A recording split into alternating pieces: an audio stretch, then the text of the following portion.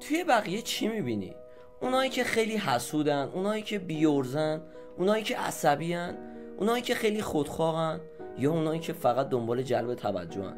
حالا یه سوال سخت‌تر و البته مهمتر، چی میشه اگر اون چیزی که میبینی بیشتر از این که درباره اونا باشه، درباره خودت باشه؟ تو این ویدیو قراره با یکی از پیچیده ترین بازی‌های ذهن روبرو بشیم. اون لحظه‌ای که فکر میکنی داری واقعیت رو میبینی، ولی در اصل داری از خودت فرار میکنی و ناخودآگاهت داره نقششو بازی میکنه. بریم با هم بررسی کنیم.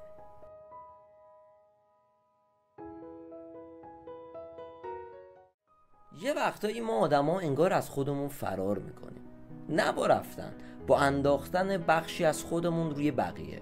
به این میگن فرافکنی. فرافکنی یعنی احساس، فکر یا ویژگی که توی خودمون نمیتونیم ببینیم و بپذیریم رو به بقیه نسبت بدیم. مثلا من خودم پر از خشمم، ولی میگم این آدم چرا اینقدر عصبیه، در حالی که شاید کاملا آروم باشه.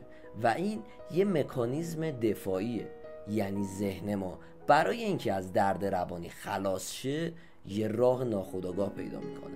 اما همیشه بقای این خلاص شدن دور شدن از واقعیت و دور شدن از خودت.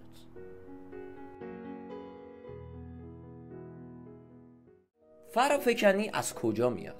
از همون جایی که ما توی بچگی یاد گرفتیم بعضی از احساسات و ویژگی ها بد و غیر قابل قبوله.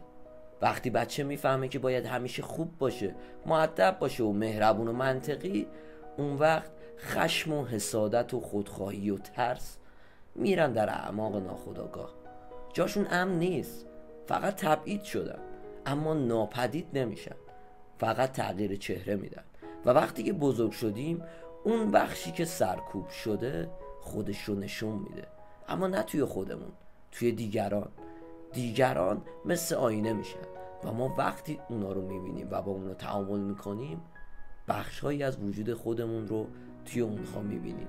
درست مثل آینه در حقیقت داریم به خودمون نگاه میکنیم و به این میگن فرافکنی. فرافکنی خیلی راحت رابطه ها رو میسوزونه. وقتی به پارتنرمون میگیم تو هیچی حالیت نیست، شاید در واقع داریم فریاد میزنیم من حس میکنم نادونم. یا وقتی از دوستمون دلخوریم که چرا حسوده، شاید چون نمیخوایم حسادت خودمون رو ببینه.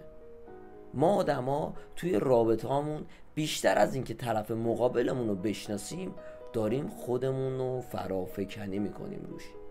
نتیجهش چی میشه؟ سوء تفاهم، دلخوری، دوری، قهر و همش فقط چون با بخشایی از خودمون کنار نیومدیم. و همه اینا مربوط میشه به فرافکنی.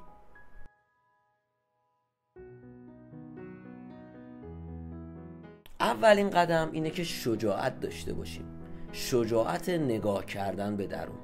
اگر از کسی خیلی بدم میاد باید از خودم بپرسم چی تو اون آدم هست که برای من غیر قابل تحمله؟ نکنه توی خودم هم هست. قدم بعدی پذیرشه، اینکه بدون قضاوت به خودم بگم آره منم بعضی وقتا حسودم، منم کنترلگرم، منم اشتباه میکنم. پذیرش.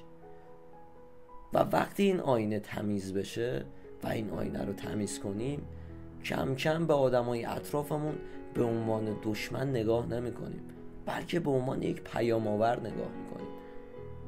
یک پیام آور که از درون خودمون به خودمون خبر میده.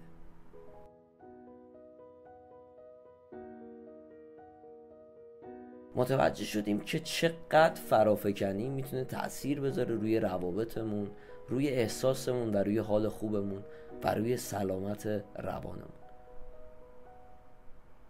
امیدوارم که این مطلب مفید بوده باشه واسط. اگر دوست داشتی لایک کن، کامنت یادت نره. مرسی از اینکه ما رو دنبال کردی و خدا نگهدار.